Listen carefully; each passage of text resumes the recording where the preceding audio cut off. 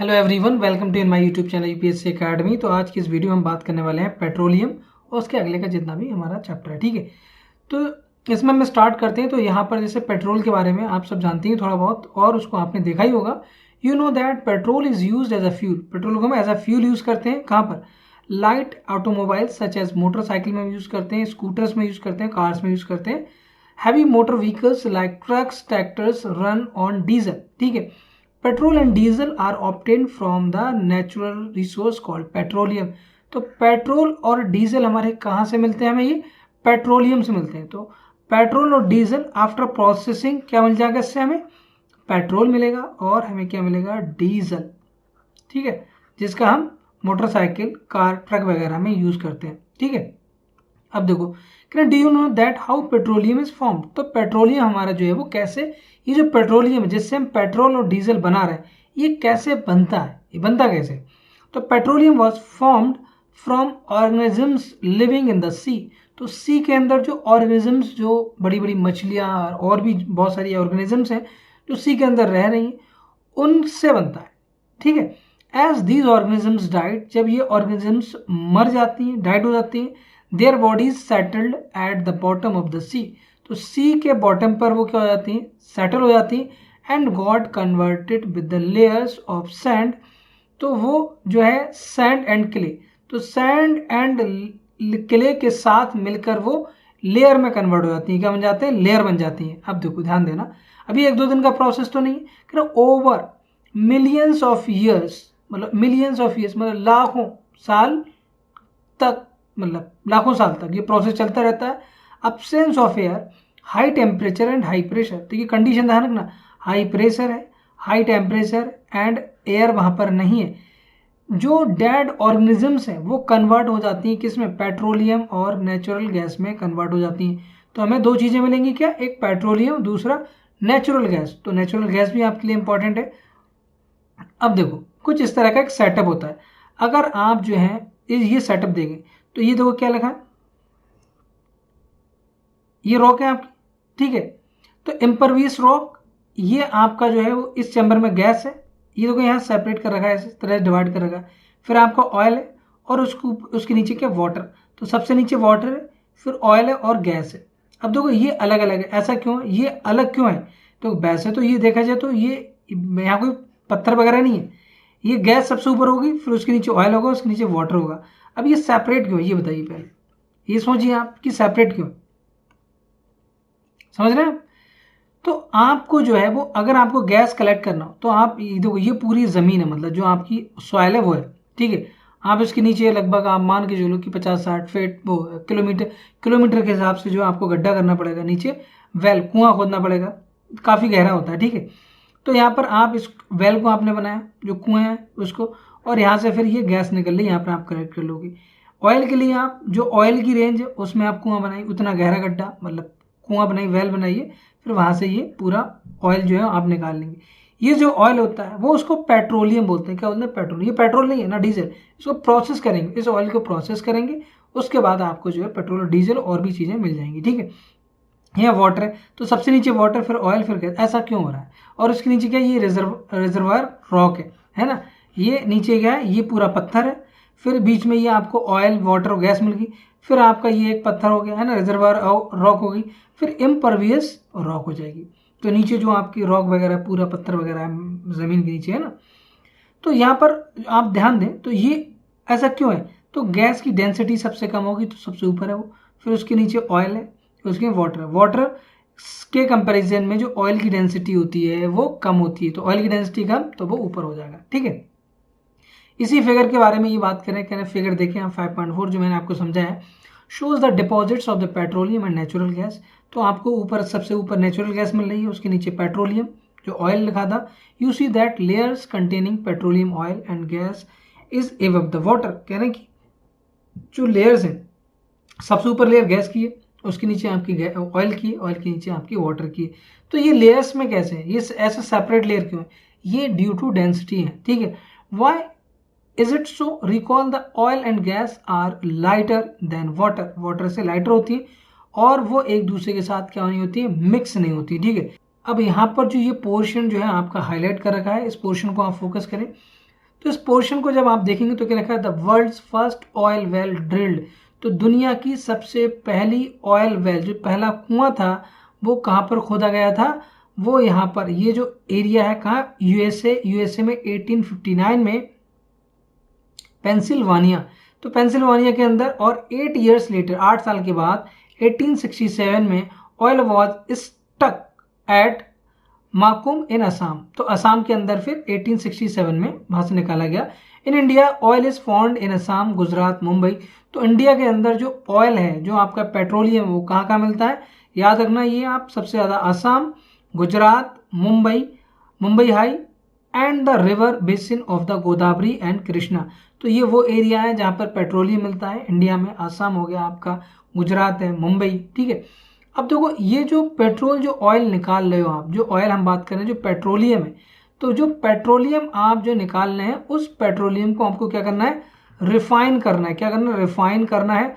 अब आपको पता होगा जो रिलायंस इंडस्ट्री है, जो आप इंडिया की बात करें, मुकेश अंबानी, उनकी इंडस्ट्री ज़्यादातर जो उनका वर्क है वो रिफाइनिंग पे है, ठीक है, रिफाइनिंग ऑफ पेट्रोलियम। अब यहाँ ध्यान दें, petroleum is dark oily liquid, petroleum क्या होता है, एक डार्क ऑयली लिक्विड होता है। अब आप बताएं कि पेट्रोल क्या होता है, पेट्रोल का डार्क ऑयली होगा ना, पेट्रोल नहीं होता, पेट्रोल आपका क्या होता है, हल्का सा रेड कलर, या आप बोल सकते हो कि रेड ब्राउन कलर का होता है, ठीक है। It has an unpleasant order, जो उसकी खुशबू होती है वो अनप्लीजेंट होती है। It is a mixture of various constituents such as petroleum gas, उसके अंदर पेट्रोलियम गैस होती है, पेट्रोल होता है, डीजल होता है, लुब्रिकेटिंग ऑयल्स होते हैं, उसके अंदर पैराफिन वैक्स होगा। The process of separating the various constituents, तो इसके अंदर जो पेट्रोलियम, जो आप ऑयल निकाल रहे हो, उसके अंदर बहुत सारे कॉन्स्टिट्यूएंट हैं। उसके अंदर पेट्रोलियम गैस है, उसके अंदर पेट्रोल है, उसके अंदर डीजल है, उसके अंदर लुब्रिकेटिंग ऑयल है, उसके अंदर पैराफिन वैक्स है। तो इन सबको हमें अलग अलग करना है। इसी प्रोसेस को हम क्या बोलते हैं, रिफाइनिंग कह रहे हैं ना। तो इसको हम सेपरेट करेंगे, है ना। तो अब देखो यहाँ लिखा है कि इन सभी जितने भी कॉन्स्टिट्यूएंट उनको अलग अलग करना है, अलग अलग फ्रैक्शंस में। और the petroleum is known as refining, इसी प्रोसेस को हम क्या बोलते हैं, रिफाइनिंग बोलते हैं। तो रिफाइनिंग जो है इज अ प्रोसेस है। ये आप इंडस्ट्री देखें, एक फैक्ट्री देखें, ये रिफाइनिंग की पूरी एक रिफाइनरी लगी है, पेट्रोलियम रिफाइनरी जिसको बोलते हैं, ठीक है। It is carried out in the petroleum refinery, तो पेट्रोलियम रिफाइनरी के अंदर पूरा रिफाइनिंग प्रोसेस होता है, और उसमें हम हर कंस्टिट्यूएंट को अलग अलग करते हैं। इतने सारे कंस्टिट्यूएंट्स हैं, तो कहना various constituents of petroleum and their uses are given in the 15.1 table. तो 15.1 टेबल में अगर आप यहाँ ध्यान दें तो यहाँ पर कितने कॉन्स्टिट्यूएंट दिए, 7 कॉन्स्टिट्यूएंट दिए, 1 2 3 4 5 6 7, ठीक है। तो यहाँ पर आप देखें तो पहला पेट्रोलियम गैस जो है इन लिक्विड फॉर्म, ये पेट्रोलियम गैस जो होगी एलपीजी, ये लिक्विड फॉर्म में होगी। अब कह रहे हैं कि फ्यूल, इसका यूज़ क्या है, हम घर में एलपीजी का यूज़ करते हैं, इंडस्ट्री में यूज़ करेंगे।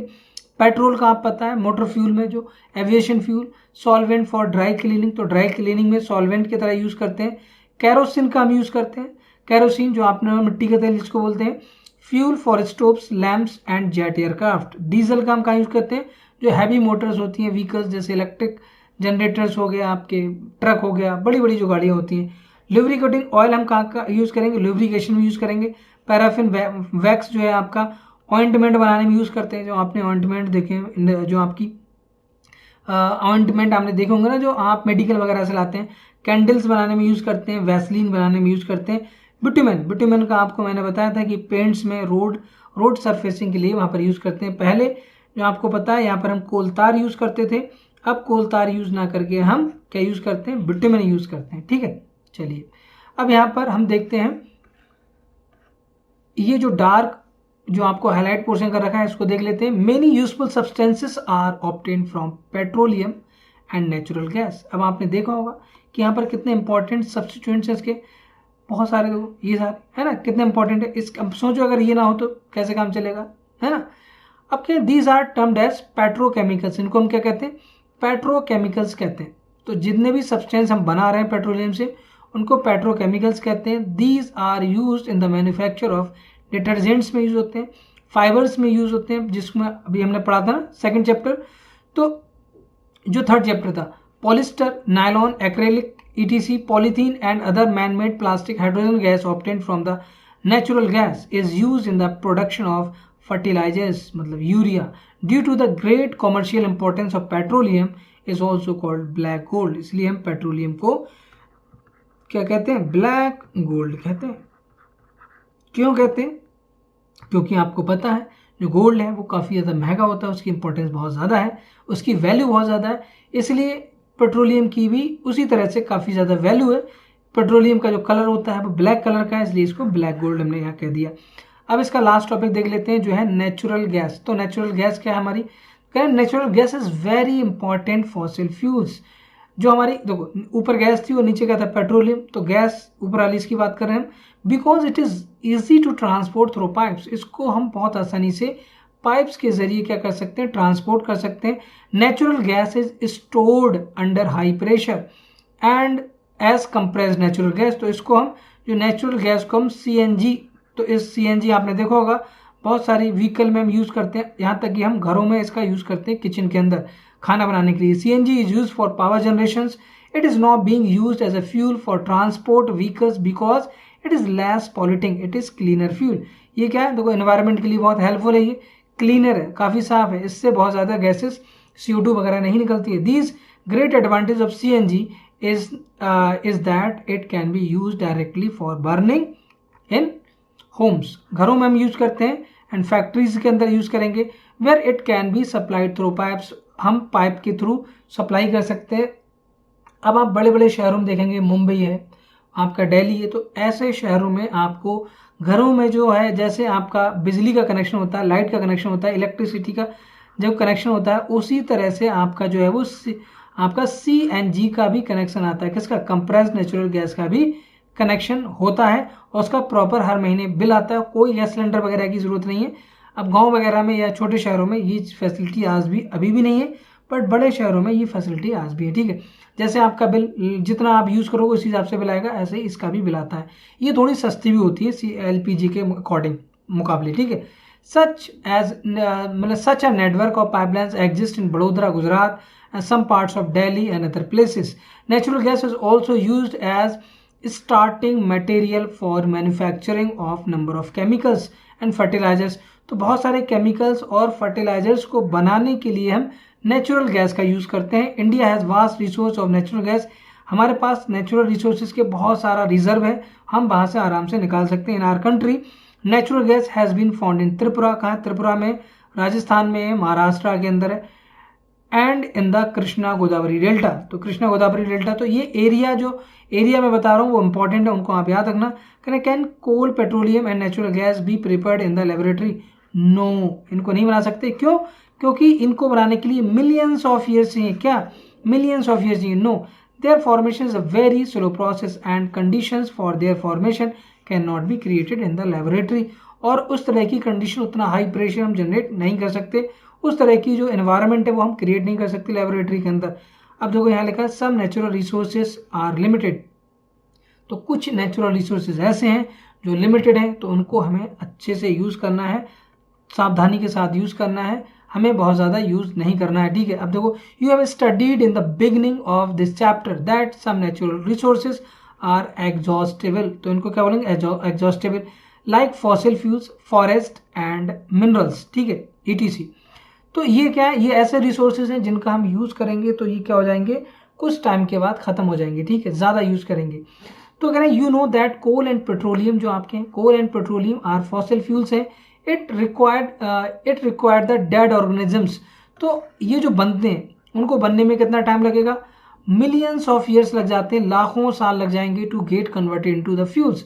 तो अगर मान लो जो अभी हमारे पास रिसोर्सेज हैं उनको हमने यूज़ कर लिया, सारे रिसोर्सेज हमने यूज़ कर लिए, फिर उनको बनने में अभी मिलियंस ऑफ ईयर्स लग जाएंगे, तो आने वाली जनरेशन्स उसका यूज़ नहीं कर पाएंगी, और जब ये सारी चीज़ें नहीं होंगी तो बहुत बड़ा लॉस होगा हमारे लिए। ठीक है, on the other hand the known reserves of these will last almost few 100 years.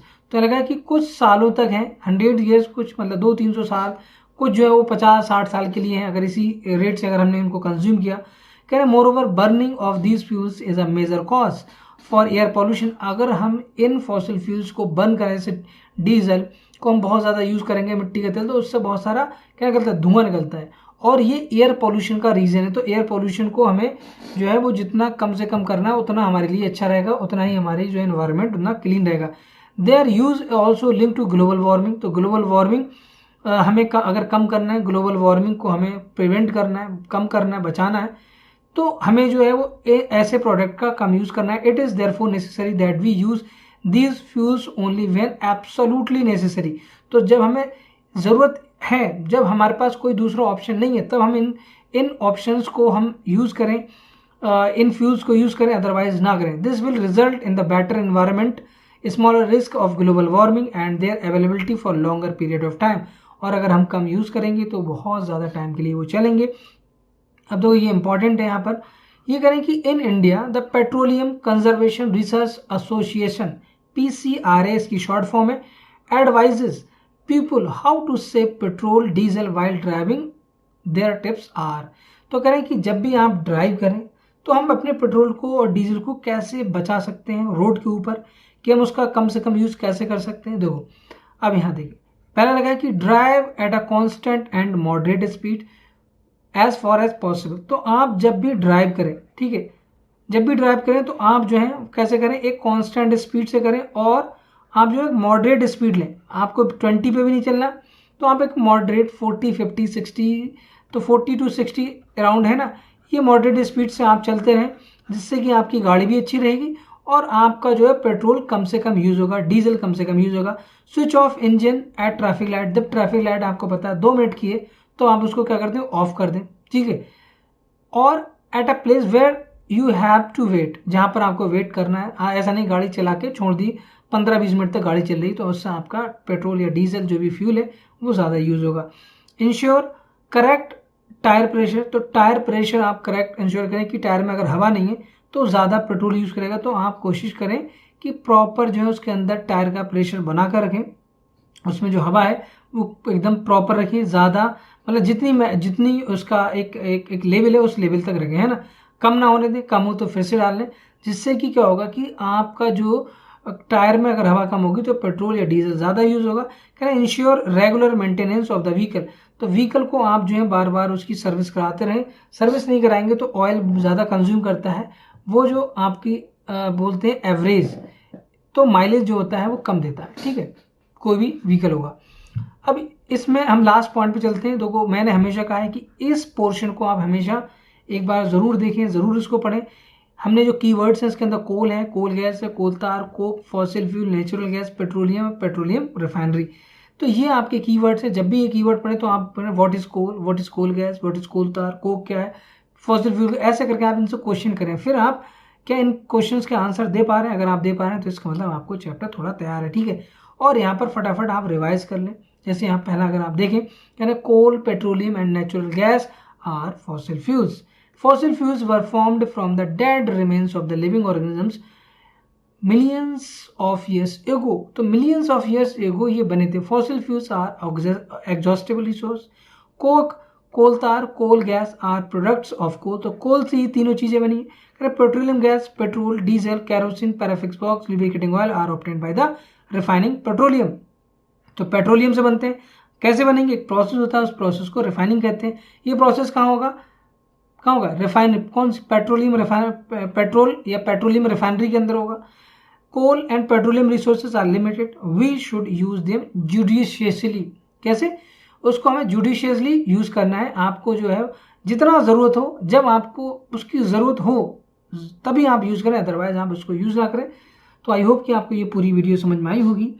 अगर आपकी वीडियो पसंद आई तो उसको लाइक करें, शेयर करें और अपने दोस्तों के साथ ज़्यादा से ज़्यादा जो सोशल मीडिया उस पर शेयर करें, ठीक है।